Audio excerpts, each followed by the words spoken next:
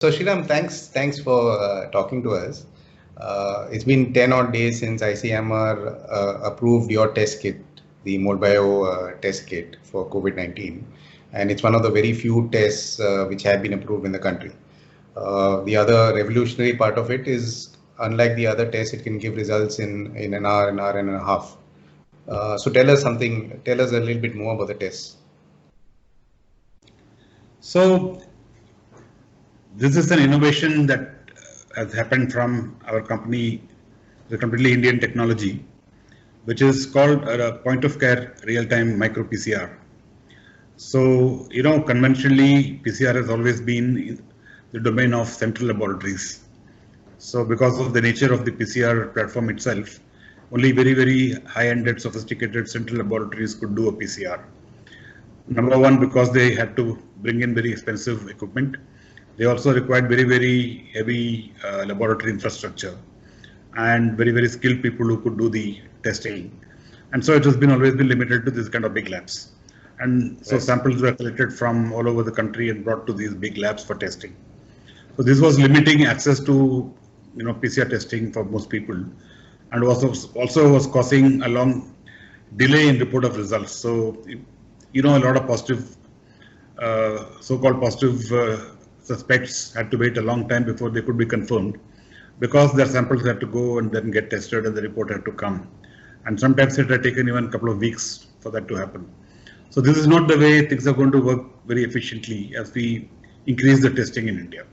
So our technology, which is called the TrueNat platform, actually brings this PCR technology into a small portable point of care kind of a model, where we have battery operated machines and very easily portable machines and kits which are stable at normal temperatures, which can be deployed even at the primary healthcare level.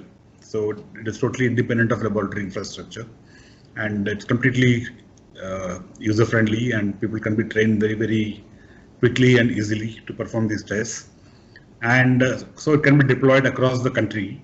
So instead of samples having to travel long distances, the technology itself is available at the point of contact. Right. So you don't have to waste a lot of time.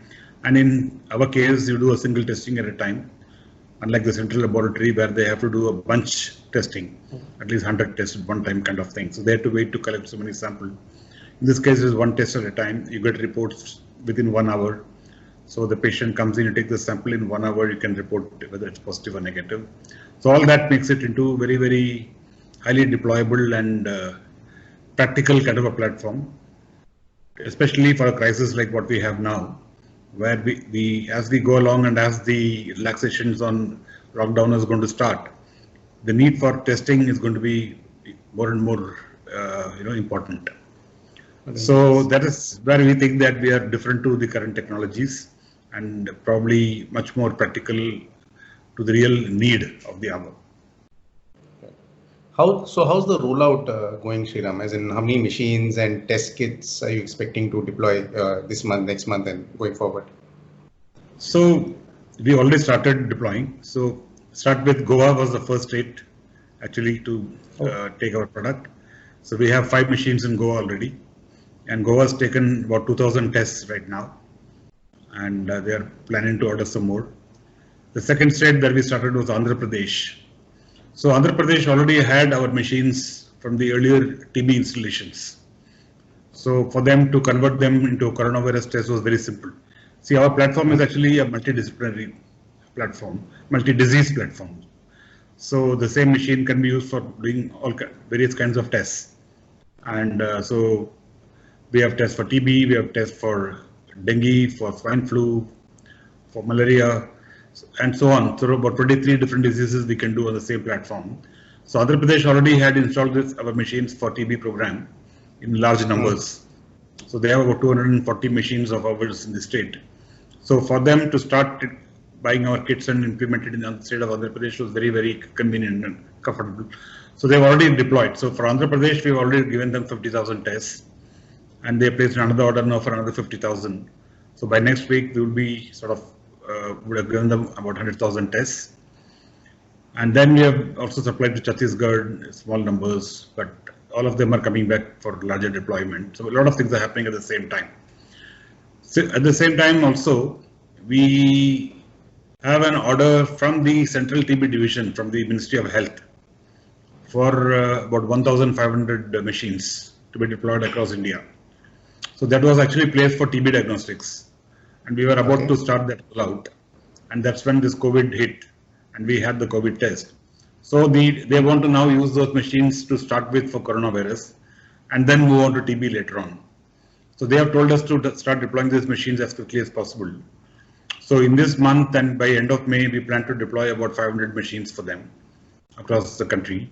And they've already placed an order for 12 lakh tests to be delivered over a period of time by end of May to take care of these 500 machines which will be installed. Plus, they have earlier some machines with them, so they will use all of them now to do coronavirus testing. So that's also happening. So at this point of time, we have a commitment from the central government for 12 lakh tests. We have Andhra Pradesh already using our tests in a fairly large way. Goa, of course, is using our tests also. And 3-4 other states are going to start using them. So I think the next 2-3 months, we're going to see a lot of usage of our technology in all the states, I would say, mostly. Right. So it's probably one of the most engaging and at the same time stressful periods for your company. And I'm sure ramping up production, you've recently moved into a new production facility. So ramping up production would have had its own challenges, especially with the lockdown going on. So how did you manage that? Has it been a big challenge? Yeah, it has been a challenge. It is still a challenge. So, but we're also able to find solutions. So the Goa government has been pretty helpful. So they have given us all kinds of permissions that are required for us to carry on with our manufacturing. It was a little bit of a challenge to get our people to come to work. So that took about 10 days to get people, convince them and do all kinds of things to bring them into the company to start working. So that was the only time when we had a little bit of a low production activity. But besides that, we have not had any issues getting the factory to work. But the bigger problem is to get our raw materials and components in. So that has also been quite a bit of a challenge. Even today, I would say it's still a challenge. But then with all the right papers and everything, now we know how to do it. So with all that, we are fairly confident that we can get stuff inside. Deliveries also are a challenge. So again, we are finding solutions and ways of doing it. Things are improving step by step, but it's not as easy as it was earlier. And all costs have gone up. So our raw material costs have gone up, the transportation costs have gone up dramatically. That's all adding to our cost. So to that extent, there is a strain because we don't want to, change our pricing structure, especially for something like this, which I think is socially very important. So we are trying to see how best we can manage the situation. Scaling up is another thing we have to do, although fortunately we had built up this kind of capacity, keeping the TB program in mind, but that's coming in useful already. But it's very clear that even this scale is not sufficient and we have to ramp up even more. So we are already in the process. So we have started some activity in Vizag because we have also some operations planned there. There is a medtech zone there called AMTZ, Andhra Pradesh Medtech Zone. So it's a pretty high-ended medtech zone coming up there. So they are going out of their way to help us to start, activities there. So that's also looking good. We've just started some activity there, and probably the next month or so we should be able to scale up significantly there also. So we're trying all kinds of ways we can scale up. No, that's inspiring, as in the amount of work which you are managing to do. And as you said, there's a large social angle to it. It's commendable that you have been able to do so much. The question on everyone's lips. So how's this virus situation going to play out? When are we going to hear the last of coronavirus, COVID-19? When are we going to hear the last of it? I don't think we are going to hear the last of it for a very long time. But the severity of the infection can be controlled. I think the Indian government has definitely taken very appropriate steps in terms of lockdown and social distancing and so on. So we've been able to curtail the spread of the virus quite effectively. Now what remains to be seen is what happens when the lockdowns are relaxed, because the virus is still there in the system, it's not gone. So we are still seeing that it's, every day, day on day, the number of cases is going up. May not be as steep as it has been in Western countries, but it is still there. It is still steep. And so that means the virus is still there in the community. So as long as it is still there, it can always infect. And so the moment you open up the lockdown and make people to start moving around, the chances that it will spread again is pretty high. So that's where the government has to be even more careful now. So number one, of course, a lot of testing has to be done. Only then you'll be able to, track what's happening and take appropriate measures. At the same time, they will also have to ensure that people still follow discipline and keep the social distancing. The social distancing, I think, will be there for quite some time, because that's the only way you can sort of, minimize the spread as much as possible. But even after doing all that, you will still have the virus in circulation, so it will be there, and we have to get used to it. That's all. It's just like swine flu, for example. When it came as a pandemic in 2009, it was a big thing. But now it's still there. There are a lot of swine flu still in India and other countries. So it's become a part of something like a flu. This also will become something like that, I think, as we go along. So we'll all have to get used to it. But I don't think we are going to see the end of it in the next few years. Next few years. And no hopes of a vaccine. I know it's anybody's guess when the vaccine will get developed. See, vaccines are not easy to make. And even if you make a vaccine, you still have to prove its efficacy. You have to go through clinical trials, you have to do all that. So I don't think, people are saying 1 year, I think that's still being very optimistic. I would say even if somebody can have an effective vaccine, it's at least about 2 years away, 1 to 2 years away. So nothing in the immediate, scope. And we also have to see, because the viruses keep on mutating, right? So we have to see how effective the vaccine is going to be, considering the way the virus is mutating. So all have to be seen. We don't know yet. People are working. Many people say it looks promising and all, but still has to be proved and still has to go through all the clinicals and everything. Yeah.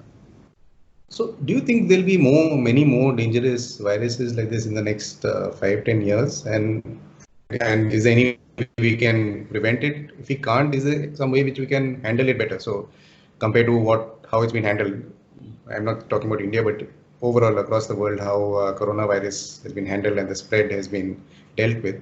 Do you think there's some better ways to deal with any future viruses which come? I think, there's no clear-cut path here, because these viruses are highly unpredictable. And they can mutate very, very fast. So very difficult to predict how they are going to mutate and what kind of strains will keep coming up. Very difficult to say that. So you cannot have some kind of a vaccine which will take care of everything. That is not possible, because you cannot make a vaccine to something you have not seen. So to that extent, something also will keep happening. And I think probably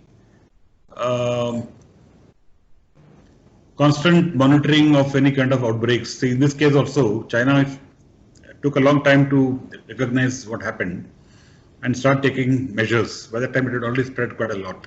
So I think the health systems have to be strengthened all across the world, actually, and especially in developing countries, so that you're able to identify and monitor small outbreaks also and take quick action. So that can definitely help in localizing it and then taking any preventive measures, instead of waiting for these kind of things to spread. So the biggest mistake, and even WHO has been blamed only for that they took a long time to say that this is actually getting to be a pandemic and stop the people flying around the world, because for a long time they just said it's fine and nothing will happen. And so a lot of people are flying around, and that's why it's gone all over the world, really. So, but then, having said that, they didn't expect this is what is going to happen. So it's not that they did it intentionally or something, but they are the experts, right? So they are supposed to take quick action and understand what's happening. Those kind of measures have to be further strengthened, and there has to be a good coordination between countries globally on this kind of potential outbreaks, which have to be reported compulsorily, for example, to WHO or any central body. So even small outbreaks should not be neglected. They have to be taken very seriously, and unless we are sure that we are able to manage them, we should take all kinds of measures to not let it spread. Because once it spreads, controlling it becomes very, very difficult. We are seeing it already, right? So even this Wuhan thing, for example, if we had come, if the Chinese authorities had identified it right in the beginning and immediately had taken some action, we would not have seen what we are seeing today. But that didn't happen. They also thought, it's a thing, they didn't take it very seriously, they didn't report it until it became something really big. So this is the only thing that we can do. We have to keep vigilant, report everything and take action, even if it's very small as we go along. So I think it will happen because people are learning lessons now. But definitely one important thing that comes out is that the health infrastructure has to be dramatically strengthened in India. We are very, very weak in our health infrastructure. Now we are struggling, trying to organize a lot of things. But everything takes time. You cannot overnight do things, right? So we need to understand that in the future anything can happen. And make sure that we have an infrastructure which can tackle all kinds of situations. So that's also very important. Right. I know you're extraordinarily busy, Sriram, these days, but you seem as calm as ever. So how are you managing the stress and the busyness? I don't know. I mean, I don't take it as a stress. I mean, it's a lot of work, a lot of things to do. But you have to do it. It's as simple as that. So that's how it works for me. I'm quite comfortable with a lot of pressure. Right. That's great. So I appreciate you taking the time, Sriram. We'll let you get back to work, and we wish you really all the best in terms of rolling out. What you are making is a critical part in terms of the future, controlling the future of this disease. As you said, testing is extremely important. So all the best for it, and thanks again. Sure. Thank you very much.